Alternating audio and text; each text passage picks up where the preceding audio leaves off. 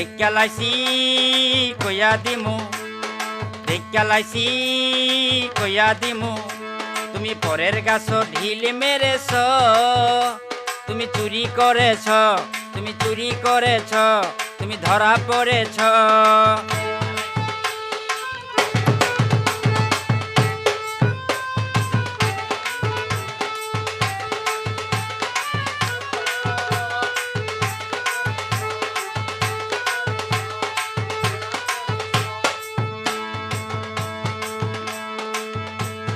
নিজের গাছে ফল থাকিতে কেন অন্যের ফলে লোভ করেছ?